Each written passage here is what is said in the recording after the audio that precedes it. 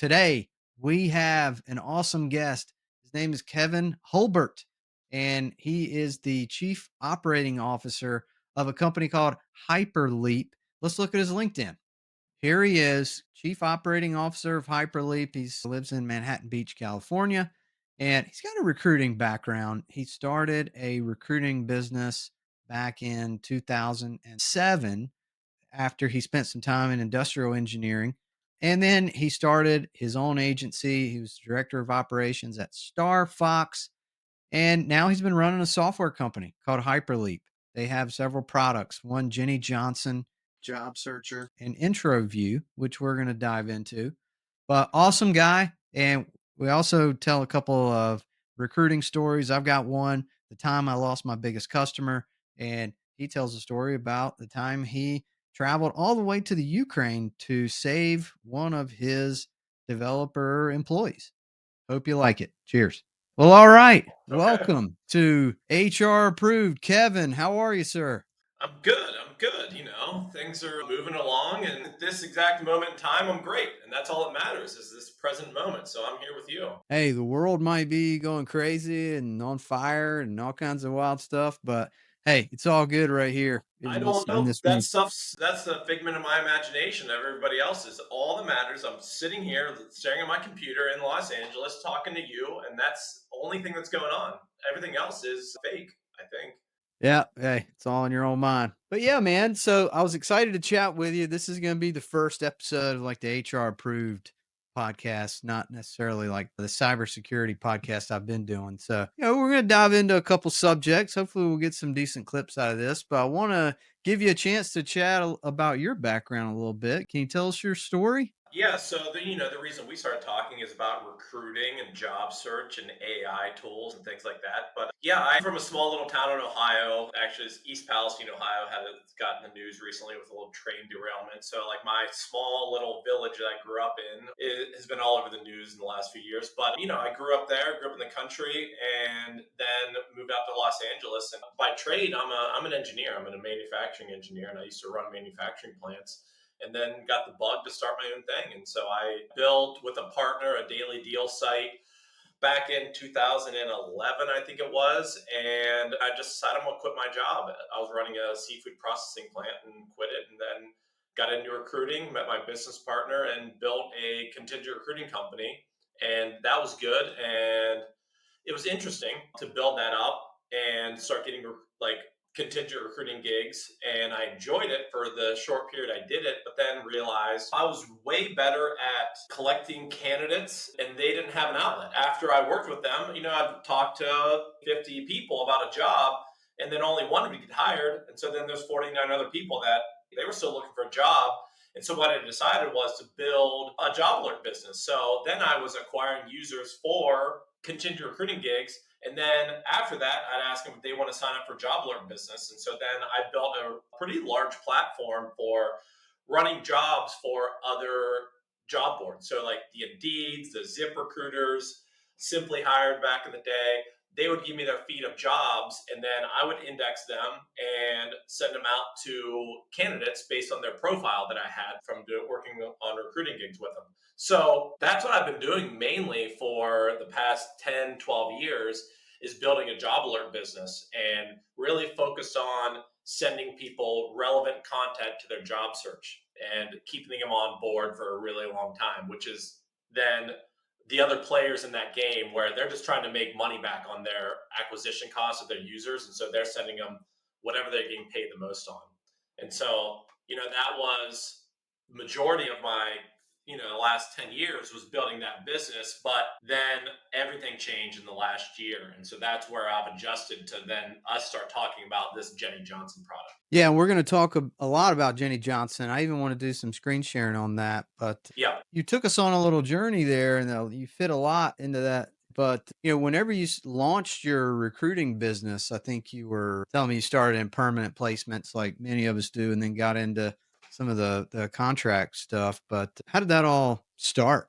You know, I I quit my real job to then just start doing consulting, and I was just going to do consulting. But then I met up my current business partner, and he was in the recruiting space, And I decided I'm just going to reach out coldly to HR managers, hiring managers in manufacturing, and let them know my background and try to get contingent recruiting roles. And so then I was just reaching out cold to hundreds and thousands of people within companies and picking up a few job orders here and there.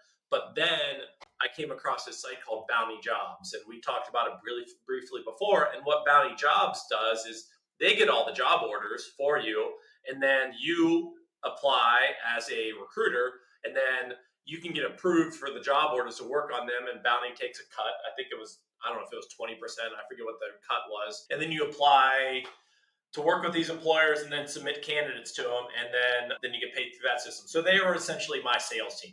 I wasn't going out and getting job orders. They were doing that side of the desk, and I was just doing the recruiting. And that got me going pretty well to get a lot of exposure to different organizations and then working with them directly sometimes as well. But that helped out a lot. Then I decided contingent recruiting wasn't for me. It's necessary, but I got more interested in building matching algorithms for candidates and trying to send them jobs ongoing and be in contact with them for years. So sure, they're looking for a job today.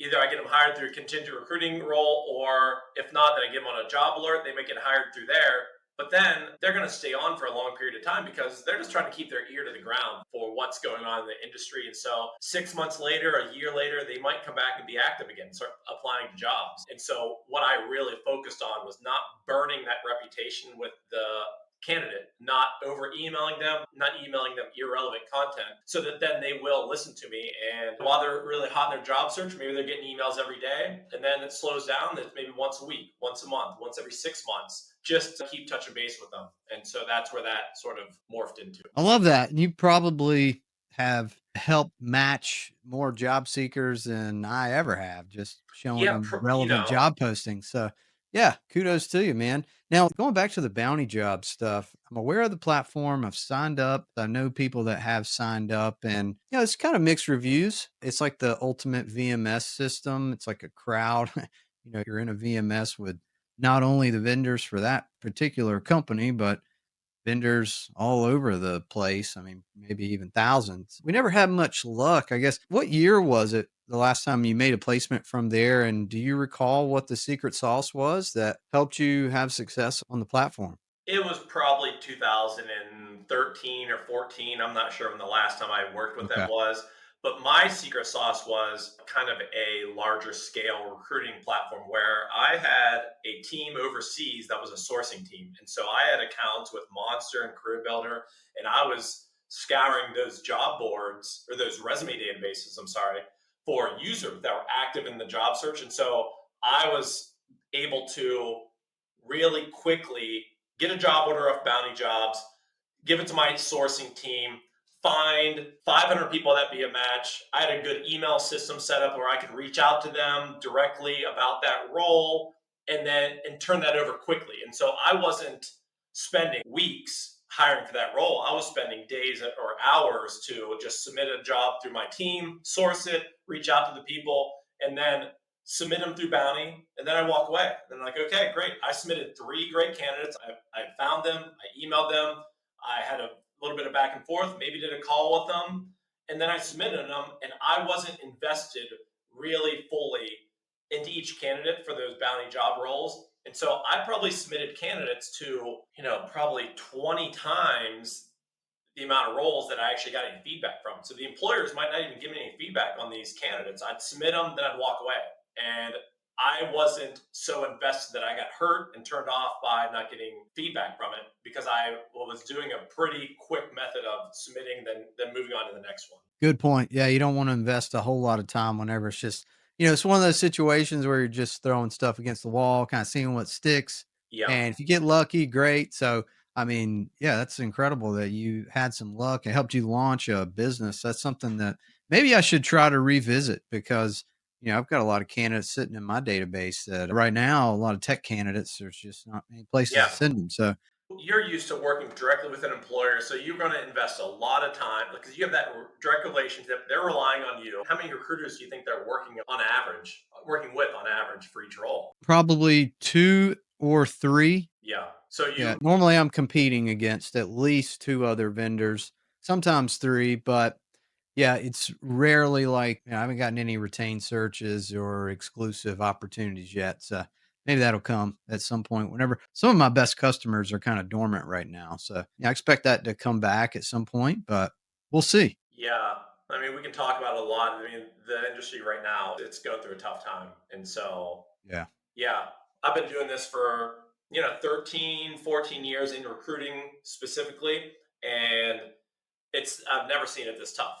Like the job postings, because my main business up until Jennie Johnson was running job alerts and running job feeds, and it is tanked. It's just terrible. So you're seeing that because your employers, they're dormant right now. They're not hiring, and I think there's a lot of factors, but I think the biggest one is, February of 2020, I knew what the game was. I knew how to play the game. It was all the rules were laid out for me. I knew how business worked and how money flowed. And then March 2020 hits and it's all upended. And so then, you get the crash, nobody's hiring, and everybody's looking for a job within a few weeks. But then nobody's looking for a job either because they're getting stimulus money, and so that nobody's looking for a job, nobody's hiring. And then not really long after that, a few months after that, all this stimulus money went to the employers. Then they're spending like crazy, and it was boom time, as you know. And I'd love for you to speak on that a little bit. Like money was flying, everybody was competing to hire. They thought they needed all this talent, but in reality, what they needed to do was spend all this free money they got within a certain time frame. They're given a ton of stimulus money that they don't have to pay back as long as they spend it within 18 months. It was a crazy short period. So they spent it all and a lot of it on recruiting. And then that all dried up. And now we have this really slow market. I guess the news out there is saying what's unemployment? 4.1%, something like that. It's probably more like 10% in reality. Those numbers are totally incorrect. I talk to candidates on a mass scale, and they've never had such a hard time.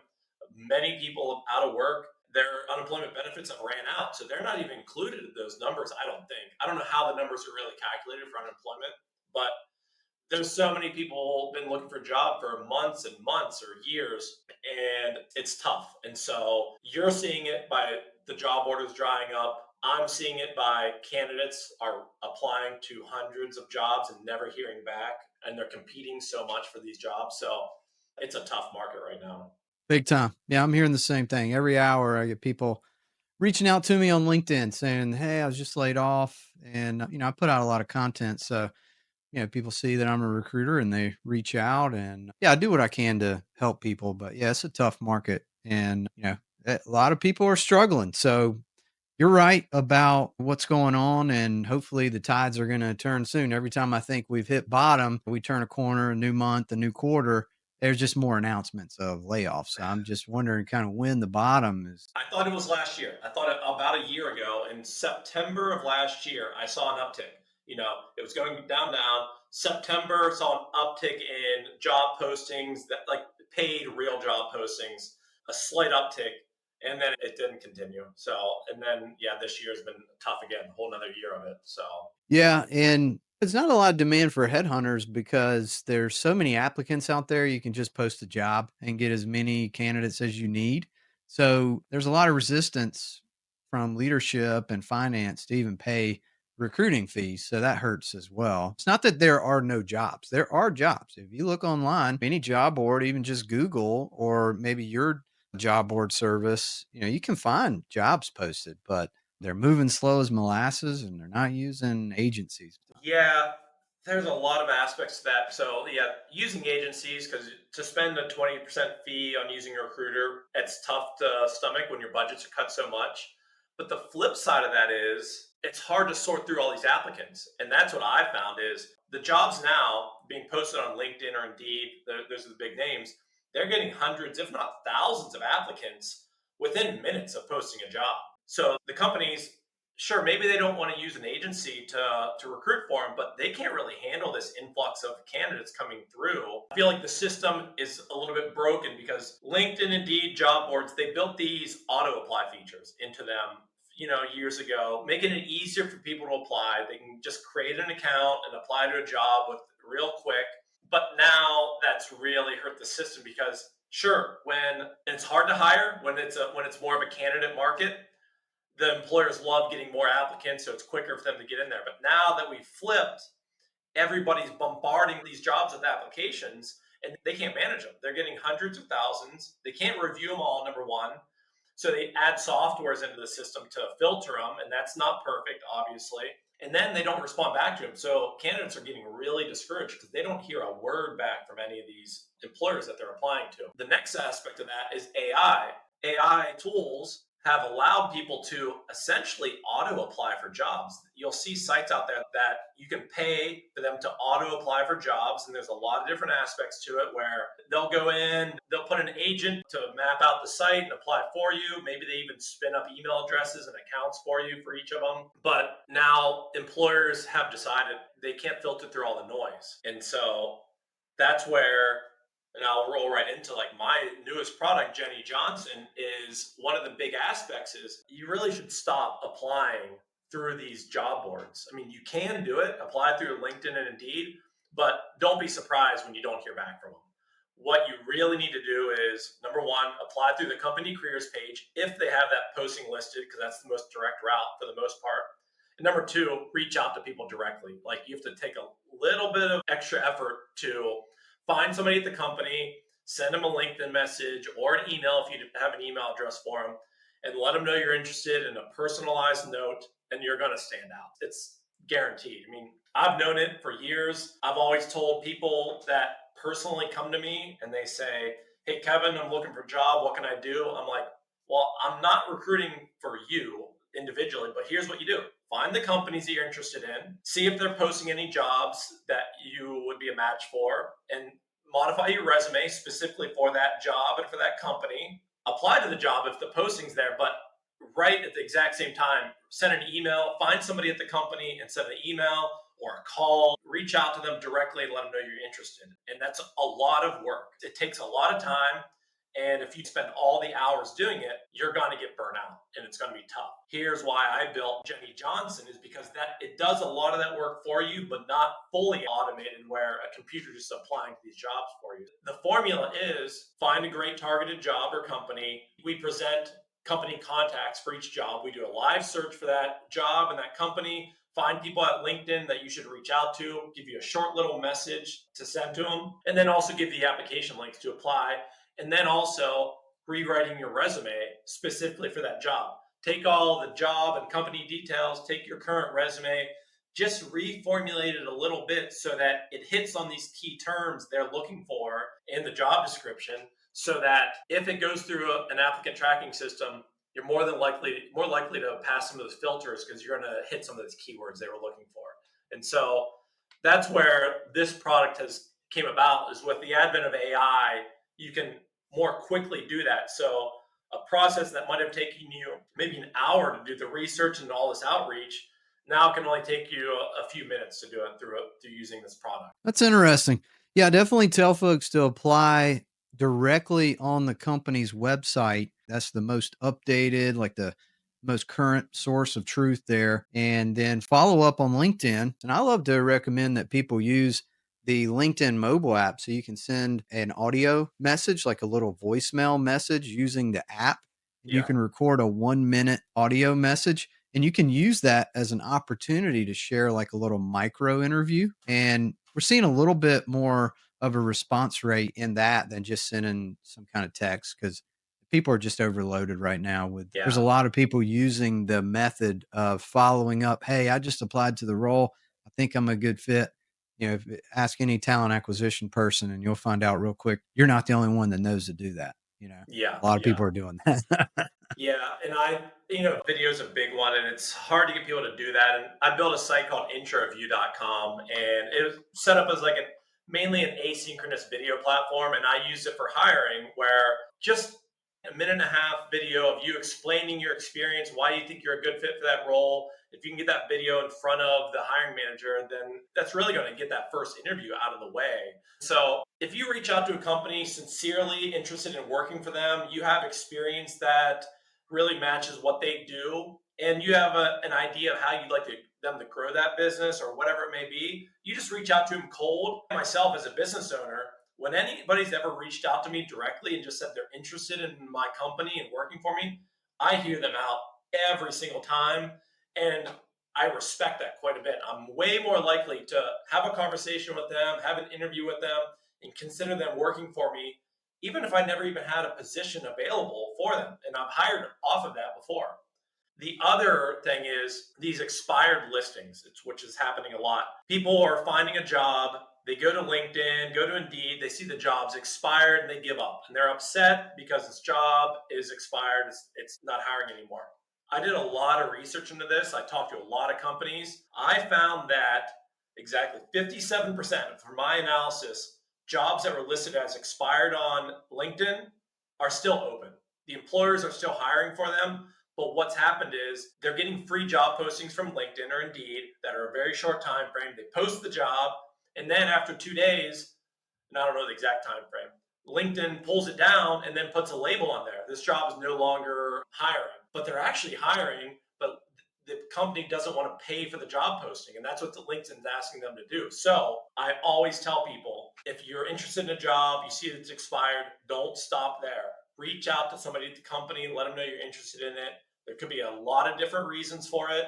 And even if they're in an interview phase, if you reach out, they might listen to you. So I think it's worth following those up. Yeah, the Introview platform that you have, it looks pretty slick. That's something that you might want to utilize. You can record a video of yourself and send a link to that video in a LinkedIn message or an email or whatnot, and they can pull it up. Now, the audience that you send this video to, do they have to log into a platform, or as soon as they hit the landing page, they actually get a chance to view the video? If it's a public posting, they'll be able to view it. Yeah, Okay. you can put a private posting, so they would have to log in with that email address. What I really use it for is I had a life insurance business a couple of years ago, and we were hiring. And so I created a video post of myself, and I said, "Hey, I'm Kevin. I'm one of the owners of TDK Life, and I'm looking for sales reps in our Saratoga Springs office. And tell me a little bit about why you're interested in the job and a little bit about your experience, whatever." Like a very short video. I would post the job, just the text job, on Indeed, on LinkedIn. But then everybody that responded, I auto responded back and said, "Hey, thanks for your interest. Here's a video introducing me and asking a few questions." So that was a filter. And especially right now with the way the job market is, you get so many applicants, you need to filter them down. Over the course of time, I filtered down, I think, 4,000 applications and hired, I believe, 80 people over about 6 months. So I didn't have to look at 4,000 resumes. I would get the application, send them an auto response back and say, "Hey, here's my video, respond back if you're interested." That cut a lot of people out because number one, they're just auto replying. Some of them, they're not that interested. And I don't want to talk to the people that aren't really interested. So then maybe 20% of the people would respond back with the video. And then I would see that video and I would know really quickly if they were a good fit for this role. And then I would respond back to them with another video that I had already created many times saying, "Hey, you're not a good fit, but really thank you for applying," and letting them down. The ones that were good, I shared that video of their response with the hiring manager in my office. And then he sorted through them and said, "Okay, these are the good ones." And then sent him another video saying, "Hey, I had a few more questions about how you think you'd fit in this way or that." And then they would respond back. And the ones that he then approved at that point, we'd ask him to come in for an interview. And we had a 99% interview show up rate. So nobody's bailing on these interviews because we already have a back and forth. Even though we've never had a phone conversation or an email exchange, really, we just had these video exchanges. And then we hired most all the people we brought in because at that point we knew that they were already a good fit. So it's a really good screening tool for hiring. And you can use the Introview platform for anything else. We use it as a collaborative tool in our business. So we do screen sharing of problems with the websites or just making comments back and forth. And it's really a productivity tool. Okay, so there must be more use cases to it than I'm thinking. I was trying to compare it to other platforms like Kerplunk is one of them that I've tried out recently. There's My Interview, Spark Hire, Yep. Hire View, and I've used Spark Hire before. And I actually really value these tools because you get to see a short interview of the candidate answering the most important questions that you care about, the ones that are kind of the knockout questions, right? And you also have the benefit of finding out who's serious about applying to the role and who's serious about actually working at your company. Because what I've found is there's actually a 50%, maybe slightly higher, but close to 50% participation rate whenever you go to invite a candidate to participate in a short video interview using one of these platforms. Yeah. Half the people will choose not to do it. Yep. And so you're left with the people who are highly interested and willing to knock out that video.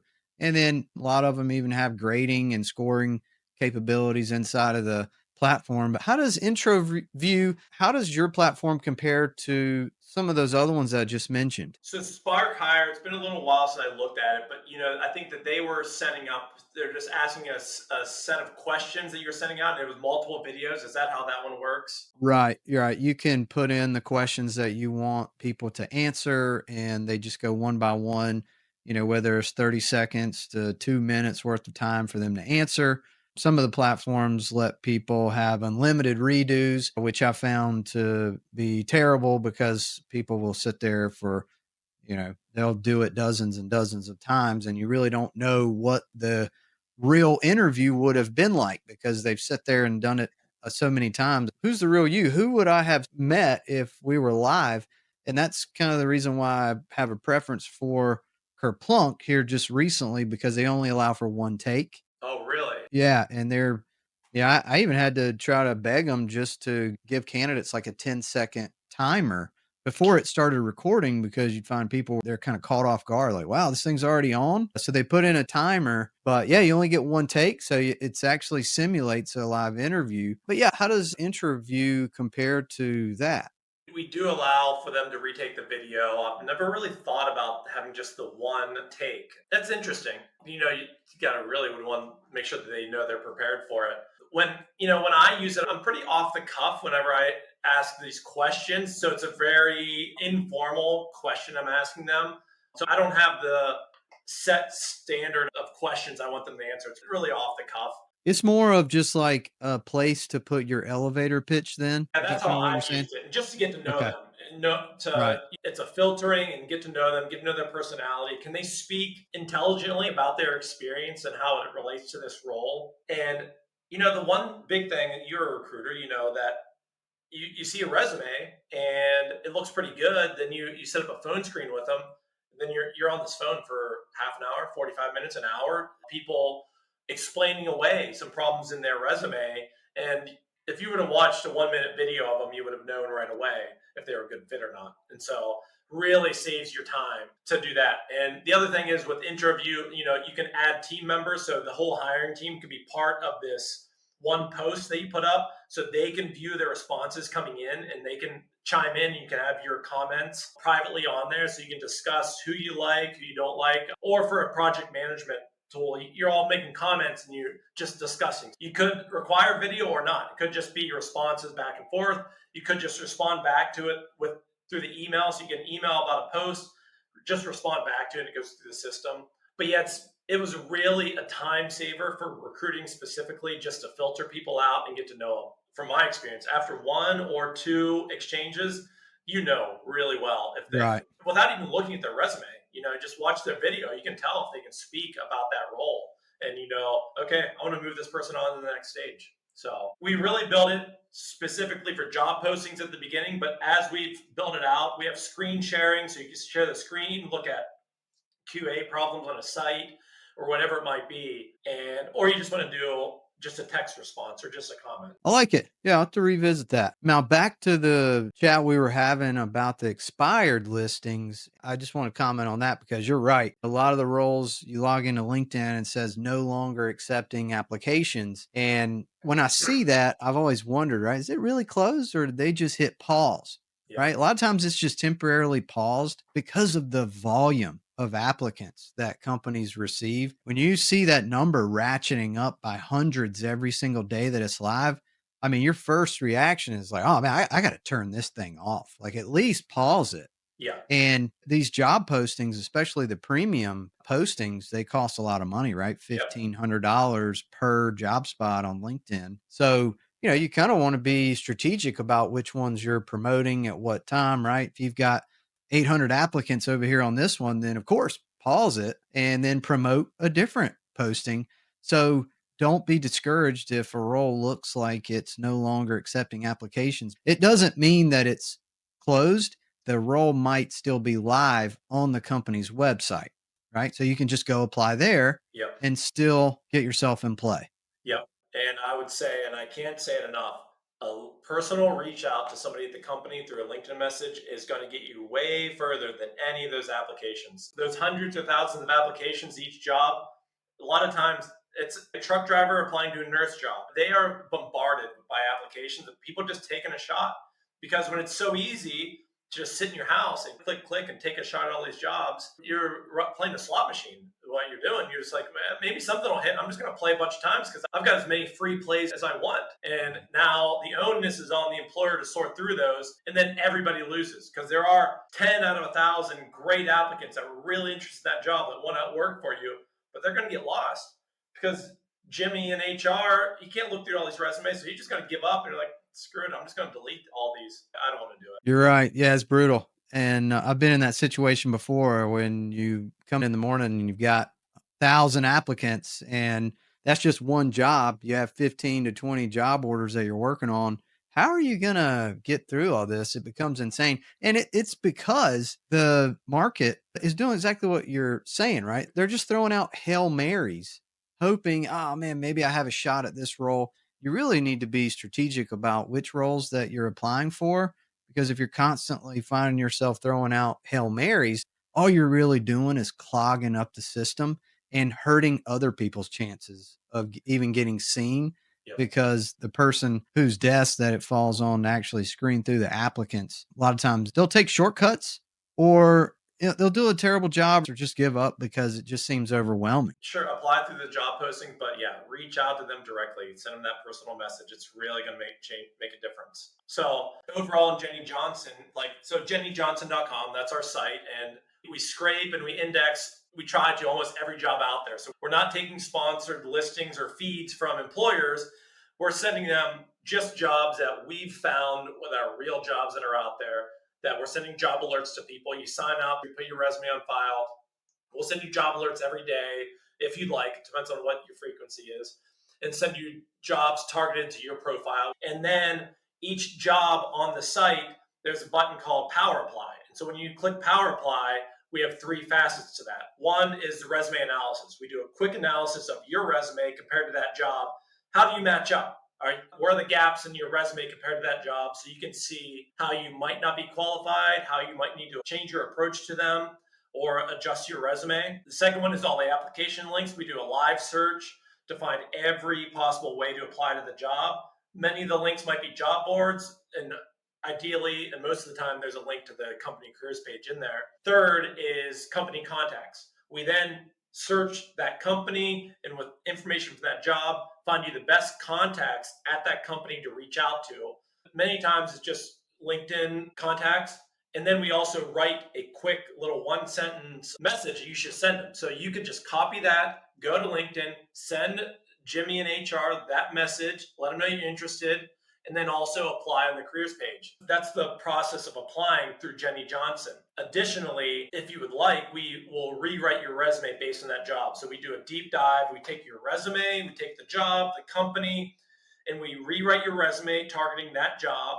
We write a cover letter for you based on that job and your resume, letting you know why you're interested and how you fit. We come up with interview questions you're likely to hear from the company. So based on your resume and the job and the company, we find questions they probably would ask you. And a lot of the times it's based on your experience or maybe the gaps. So that you're prepared. You read over these questions, you're really prepared for a phone call or an email with them because you'll know pretty much what they're going to ask you. We also write up questions you should ask the employer. So thoughtful questions based on the company, maybe projects they're working on, so that you can really sound intelligent, that you've done your research on the company so you're prepared for that interview.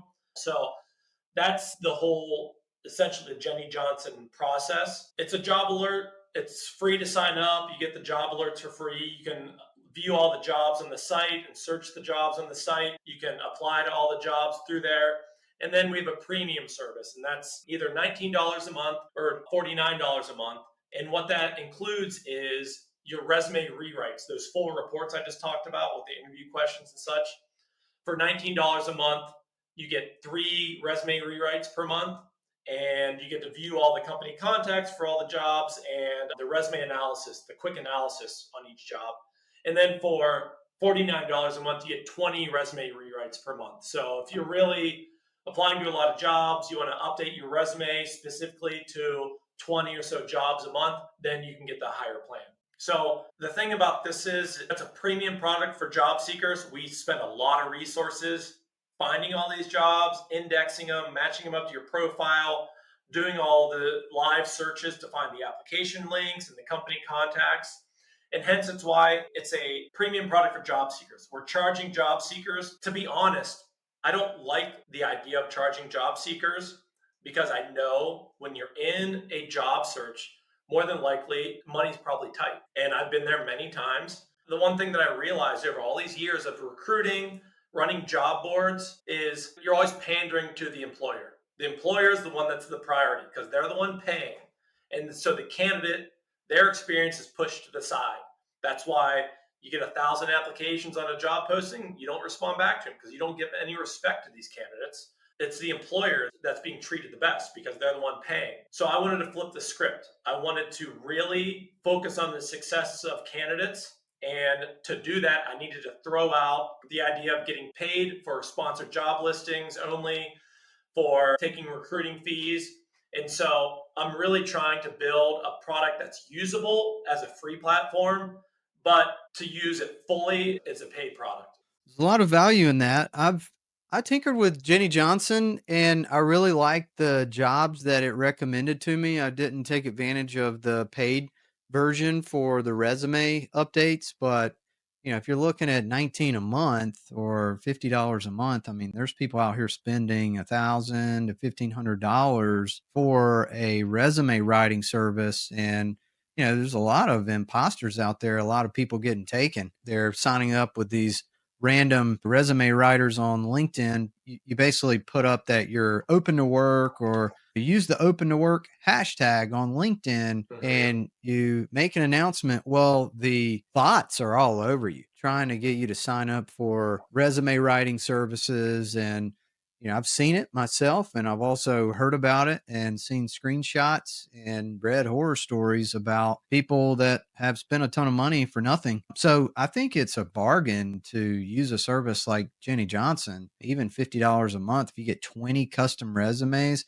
Just curious though, a lot of what I try to do whenever I'm actually providing that service for people manually, I would do it on hrapproved.com. So, it's in competition a little bit with Jennie Johnson, but I see a big use case for Jennie Johnson as like a applicant helper, your buddy while you're on the job search, something that you leverage. You may hire me for one consultation and one major resume rewrite and for helping you with just your overall job search strategy, but then you can still sign up for Jennie Johnson to use as like your daily advocate and your co-pilot while you're applying. So it's something that I see a lot of value in, but there's a lot of things I recommend for people when they're updating their resume, and there's various levels of applicant tracking systems and whatever they're capable of. They can screen and score, and they got knockout questions, and some of them are better than others. There's also parsing technologies that I try to optimize for, because a lot of the times you have to make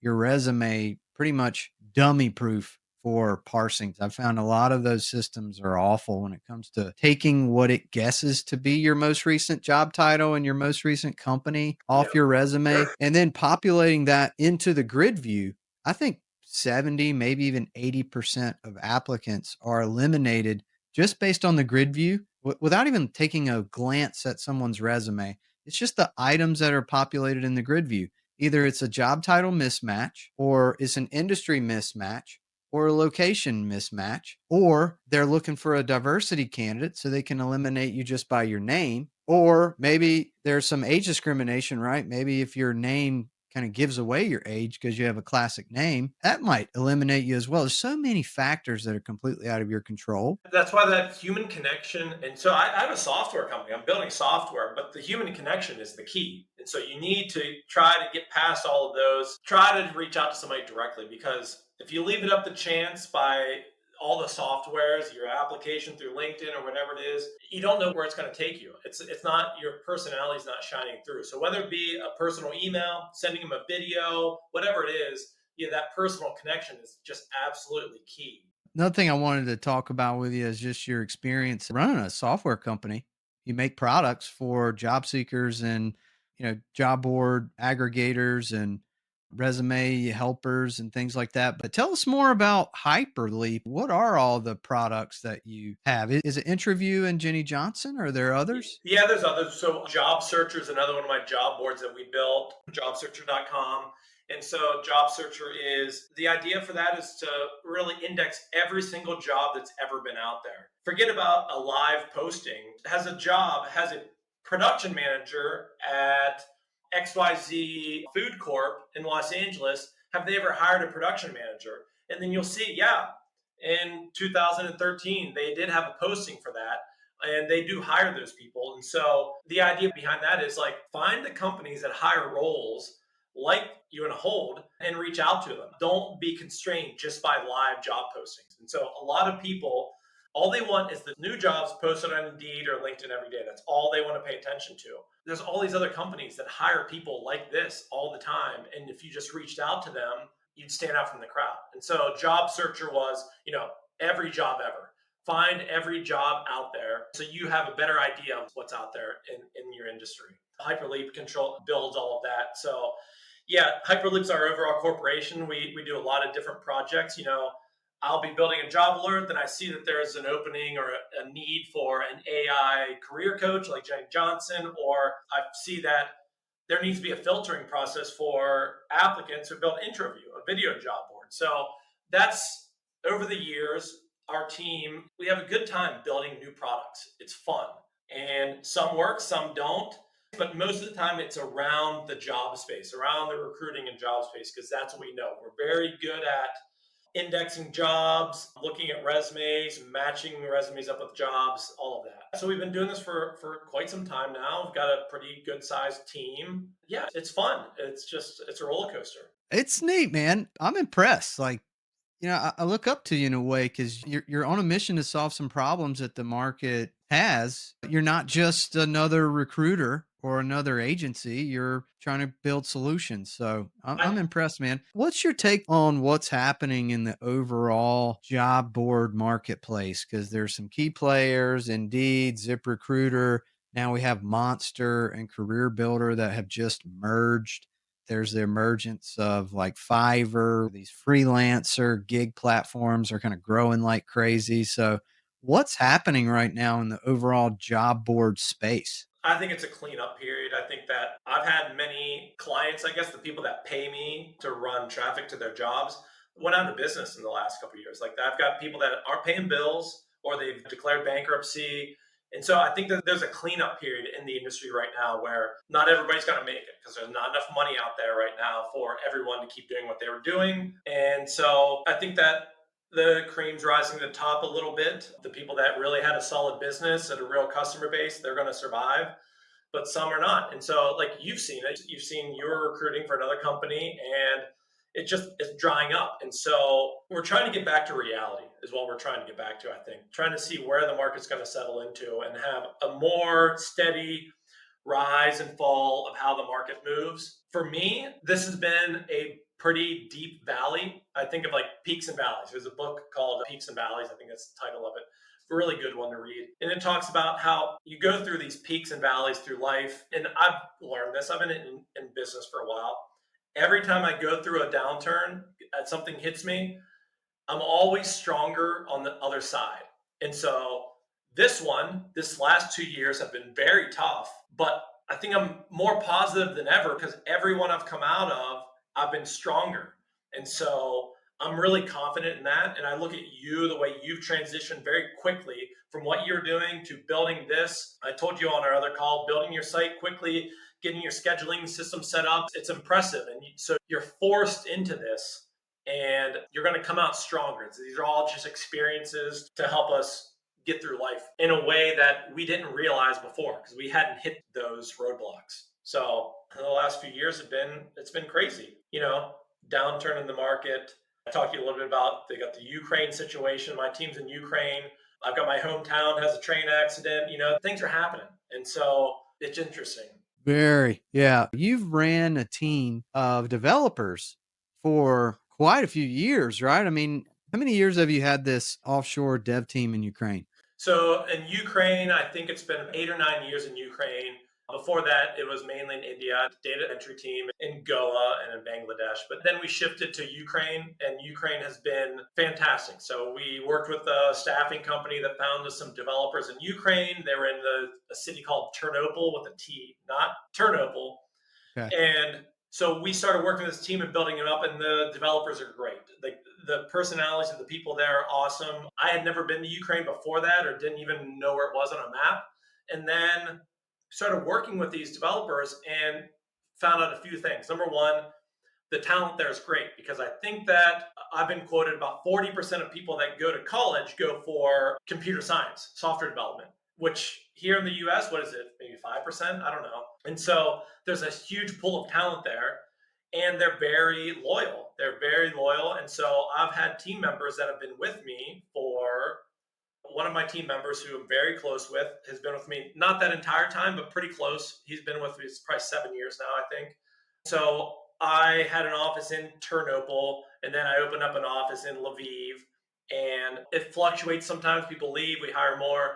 But yeah, 12 to 20 people in Ukraine we've had over the years. And so it's been great. They're awesome. But yeah, this war happening, obviously, what we're getting into that's shifted things a little bit. And that was a real hassle, to say the least. Yeah. So Well, as a chief operating officer, when things happen, if you care about your people at all, you take matters into your own hands and try to help any way you can. You had a story where you went yeah. completely above and beyond and went to Ukraine to try to save one of your guys. Yeah, so the war hits. So, we're working with the team for a while, and two of my guys, Igor and Yvonne, were in the US in like January and February of that year. And, we're talking about this war going on, and they weren't really that worried about it because there's been a conflict in eastern Ukraine since 2017, I think, or 2014. I can't remember. So they weren't really worried about it. But then they went back to Ukraine, and then it was a Thursday evening that war hits. Russia invades, and so we're frantic and we're asking everybody, "Hey, how's everybody doing? Don't worry about any work. We see this happening. Make sure everybody's safe. We'll touch base in a few days." We're talking to everybody, and everybody's safe. They're all over in Western Ukraine. They're safe for the time being, but there's a lot of air raid sirens going off. I find out that Yvonne, one of my guys that was here before, a few weeks before, he left a few days before the invasion, took his family to Poland. So they were in Poland safe. I had three other employees who were on a weekend vacation in Crete, I believe. They were on their flight back, their layover in Dubai. All airspace gets closed. So they're in Dubai and they fly to Poland and they waited out in Poland for a few days to see what's going to happen. But the rest of the team, I think 14 at the time, were all in Ukraine. And so Igor is my main guy there. He runs the whole team, and I know him very well. I went to his wedding in Ukraine. I know his family. He's been here. He knows my family. And so I asked him and I said, "Hey, how's everybody doing? We'll do whatever we can to get people out because we don't think it's safe there. Let us know and we'll see what we can do." And this was just a few days after it. And he said, "Hey, everybody's fine. We're all safe. All the fighting's in other parts of the country. Nobody's worried, but I am. I have a 6-month-old baby. I'd like to leave Ukraine, but they closed the border. They declared martial law. No men can leave the country. And even if you can leave the country, the lines to get out of the country through the border are jammed. Airspace is closed. This was in the boom time as well. So our business was doing great. And so we were like, charter a private jet to get in there and get people out. You can't do that. There's no way. And so now with this knowledge and Igor wants to leave, we decided, what are we going to do? And so we started trying to figure it out. How do we get him out of there? My brother and I, my brother's ex-military, we're like, okay, let's try to like maybe sneak him across the border. Maybe I go in there and I try to sneak him across the border through the woods at night. His wife and the baby can drive out. That was essentially the plan. We started formulating it. I rented an Airbnb in the Poland side. Igor rented an Airbnb on the Ukraine side, right on the border. And so I was going to go over there and get a translator and somebody to drive me to this Airbnb, and he was going to walk through the woods in the middle of the night, and I was going to meet him. And then we decided this isn't a safe bet. We can't just throw Igor out in the woods in the middle of the night to cross the border. If he gets caught, it's going to be bad. I randomly found a mercenary to meet with, and I meet with this guy, and he is, just a joke. He comes to our meeting. He looks like he's dressed like Charlie Sheen in Navy SEALs movie. He's got the quintessential cargo pants and like the whatever that, maybe it's Palestinian or Middle Eastern scarf around his neck. I'm like, this guy, he's telling me he can take me in and do this. And I'm like, he's a joke. And then I leave that meeting, meet up with a friend, go to have tacos, and I'm telling the story to the guy I'm sitting next to. And he said, you've got to meet Rick. I'm like, what are you talking about? He goes, this guy runs a security company. I use him for all my big events. He's ex-Special Forces. You got to talk to him. I called him the next day, and he said, I just got back from there a few days ago. I got a family out. I can get your guy out. This is on a Wednesday. I said, all right, how can I do some research on you? I'm going to trust you to take me into a war zone. What can I do? He goes, here's a few numbers, like be very discreet, but these are companies I work with. I talked to the head of security for whoever owns CNN, Time Warner, is it Time Warner Media? Head of security, they're like, yep, we use him for all of our security. He's the best. I call this other guy, Jeff Wilkie, and I didn't know who this was. I called him and I left him a message, and he called me back a few minutes later, and he's like, he was the ex-global CEO of Amazon, and he's like, he's your guy. You got to go with Rick. I had a similar situation of people stuck in a country. I called him immediately. And I found out later that this Jeff Wilkie was having dinner with Bezos and walked out of the dinner to call me back to refer this guy. So on Thursday, I meet with Rick for lunch. On Saturday, we fly to Poland with another ex-Special Forces guy who's Polish, but he lives in the US. And so we fly into Poland. He met with a CIA agent there to get the best border crossing we should use. I didn't tell any of my family I was going in there. I told my business partner and my brother I was going in, and the rest of them I said, I'm not going into the country. But in my heart, I wasn't going to let two strangers go pick up Igor and his family. So on Monday morning, we drive into Ukraine. We go through the border. There's a lot of stuff going on. The border's pretty crazy, but we get into Ukraine, right to Lviv, 2-hour drive, passing cars on the single lane road. We get to Igor's apartment.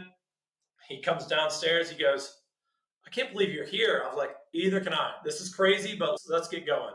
And so we had credentials made up that Igor worked for CNN, fake documents that we created that he was a translator, that he's allowed to cross the border, which he's not, and that's against all the rules. We took cash to pay off all the guards.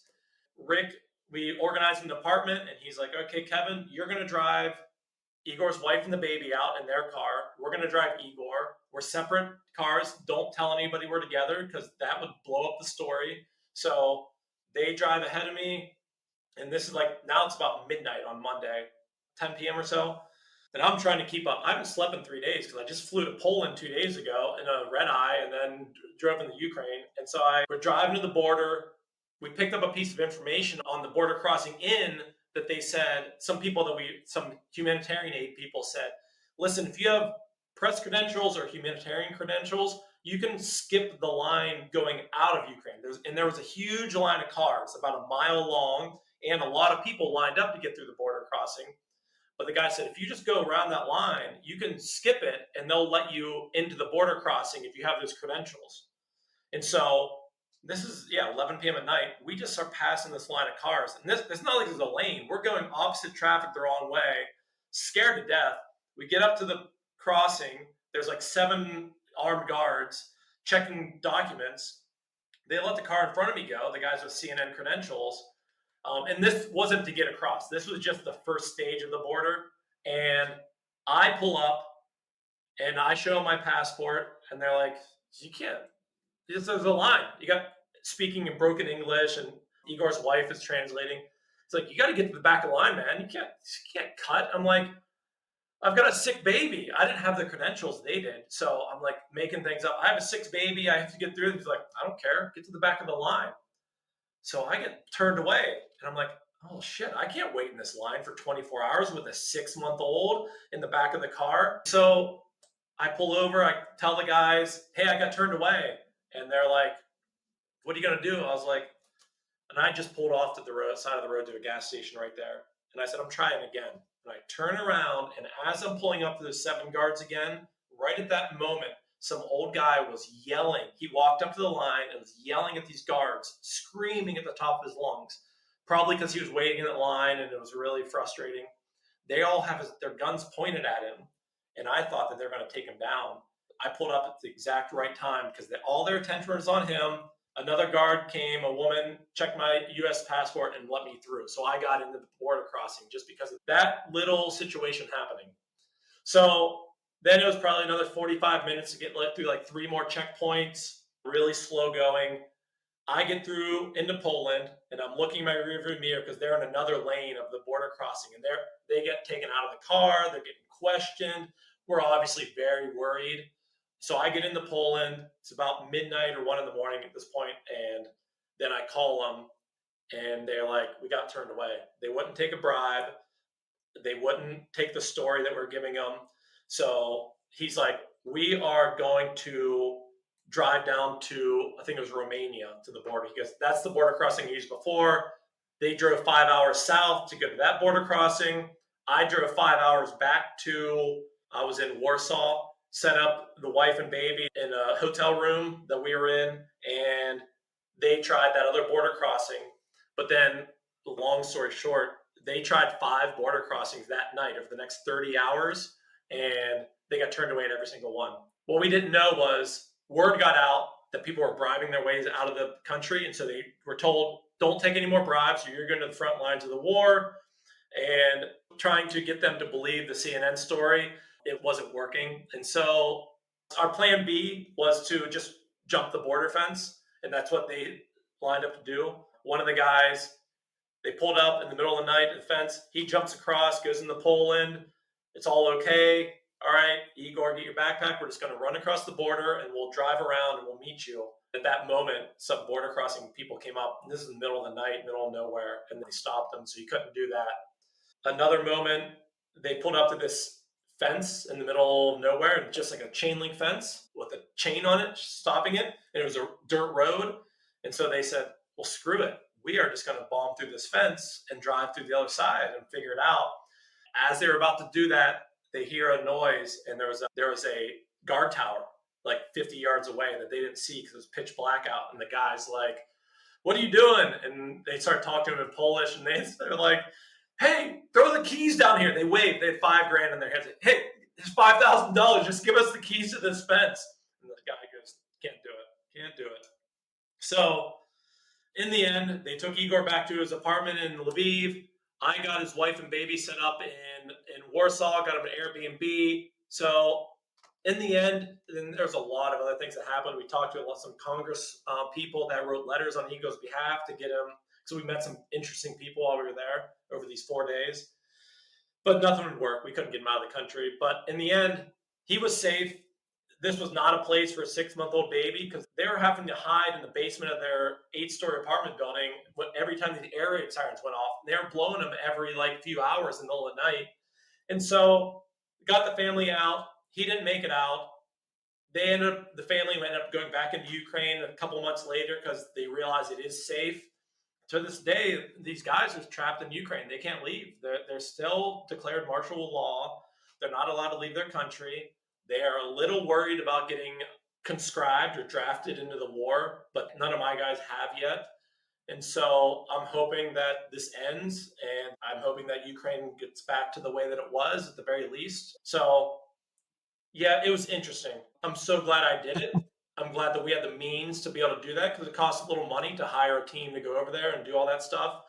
But I'm glad we did, and I'm glad in the end everybody's safe. It didn't work out how we planned, but everybody to this day is safe, and we're 2 years later now. Well, you have my respect, and your conscience is clean. You can sleep at night knowing that one of your guys, one of your employees that supported you and delivered critical products for you you returned the favor. You did everything you could for them. So respect to you. A lot of company owners may have just said, "Oh, sorry about that. Yeah, delete your email, and I'm just gonna hire someone else in a different company with less trouble." So just kudos to you. Take notes, COOs and CEOs. Like this is how you really, care about your people. Yeah, it all works out. I mean, yeah, Igor helped build a company that was doing very well. We're happy to spend the money to do that. And I'm lucky enough. Lucky, it's not luck. I don't really believe in luck, but I grew up in a good family. My parents raised me well. I have my wits about me in a lot of situations. Like I grew up hunting and fishing, and I can handle myself in the wilderness. And I think that gives you the confidence to step out of your comfort zone, to go out to do things that you're normally not doing. You're not sitting in front of a computer. Life is not sitting right here in front of this computer screen. It's out there doing things. And the more experience you can get doing that, the better that everyone around you is going to be. So, yeah, I felt confident doing those kinds of things, setting those plans out. And I'm glad that I could help out where I can. So, thanks. Yeah, good story. And we're gonna wrap up soon, but Yep. just to close it out. I don't know if we have any other stories about maybe stories about failure in the recruiting industry. Are there anything that happened to you? Like I've got a story too, but Yeah. any stories where you had an epic fail, but you wound up learning something that helped you in the end? There's certain things that just happen. I've had companies stiff me on bills. I've had many and big companies, big names that you would know that just they're just not going to pay a bill, and it feels so painful at the time. And then you come back stronger every time. And I just had it this week. Just had out of the blue. Things are tight. Things are very tight and tough. And out of the blue, a company that owed me money from 2 years ago, and I tried to fight on it 2 years ago and lost. They just had a new guy in accounting email me out of the blue. Hey, we owe you this amount of money. We're going to send you that check. And it's like, it just, it kind of falls out of the sky when you, I hate to say it, but when you live your life a certain way and you don't carry these notions or you don't carry these negativities with you, it'll all work out. And so I'm not phased by these failures as much as I used to be. And I could have never foreseen that as a younger person starting out in business. I would have thought they'd be devastating. And now I know they're not. Yeah. Well, hey, that's epic right there. The staffing gods were looking after you. Jesus, he was looking after you, your Yep. guardian angel. You might have multiple guardian angels, but yeah, I've got a story. You want to hear the story about the time that I lost my biggest customer? Yeah, yeah, I do. I do. All right. So I had this big insurance client, place probably 50 people there. A lot of people that I saw, they got promoted and, hired more people from me. And there was this one situation where one of the folks that I placed was a friend of mine and he got moved into the underwriting department, which I was placing everyone in IT, right? No one in underwriting. I'm familiar with underwriting because I have a background in insurance. My dad and my brother both are insurance agents, and I was before I got into recruiting. So I thought I knew that space, but I've got connected with a new HR business partner that was a contractor, and they had all these new rules and forms to fill out when you submit candidates. I was able to get a placement without going through that initially, but then whenever there was more job orders in the department, it seemed kind of ridiculous to submit a candidate with all the answers they were looking for, but then have to go back and fill out forms into the VMS. It's like 10 questions too. I ended up like submitting 20 candidates to some of their underwriting roles and I only got one interview. And then that person didn't get the job. So I was just like, you know what? It's probably not the best fit for me. I have a 20 interview rule anyway. If you send 20 candidates, you hadn't gotten a deal, like run away as fast as you can. Yeah. 20 might be generous. So 6 months later, the same contract HR business partner comes back to me, the same client. They've been dormant for a while. Hadn't seen a job order. And he was asking me if the candidate that got an interview was still available. And I was like, what are the chances of that? 6 months later, I was like, I'll ask. But of course, they weren't available. But I was like, "Well, what do you have?" And it was the same job orders. They have not filled them yet. And I'm like, "Okay." So I reactivate some of the postings that I had up at the time. I was like, "I'll reactivate them and see what comes in. Maybe I can forward a candidate from an ad and we'll see what happens." Well, it was like maybe an hour and a half after I had the actual intake call, or like a re-intake call with the HR business partner. And it was one of my colleagues at the company that I was working at just randomly sent me an email with 5 resumes attached and said, "Hey, I heard you were in the recruiting space for the insurance industry, and got these 5 underwriting candidates that I was just wondering, do you have anything for them?" I thought I heard angels singing at this moment. I was like, "Are you serious? I didn't even ask for this. Like, Yeah. you're just sending me these candidates right after I had this meeting? Wow. This is serendipity or whatever it is, the synchronicity of the universe." And so I looked at 4 of the resumes. I looked at them and they all looked incredible. They were great candidates. And instead of submitting them formally through the vendor management system and filling out the form, I just forwarded that email to this HR person that I was dealing with. And I was like, "Hey, man, one of my colleagues is working with a few candidates here and just wondering if any of these people look like they would be a good fit for you." And come to find out, after I was like looking through each individual candidate again, that fifth resume happened to be an employee of the company. And I overlooked that. Yeah. And I was like, "Whoa, this could be terrible."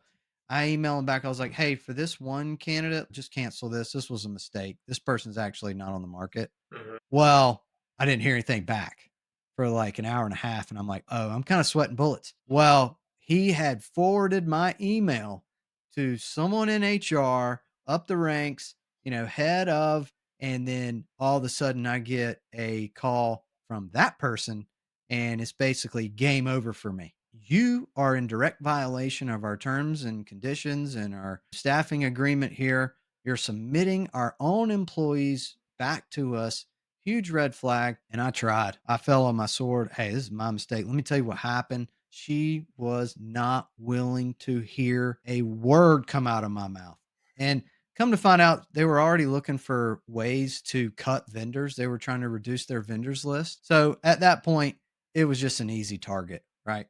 That was it. It was game over for me. And a couple other situations happened, like hiring managers from the company reached out and would want help. And then I'd begin a search, submit a candidate, and then all of a sudden, who ends up calling me again?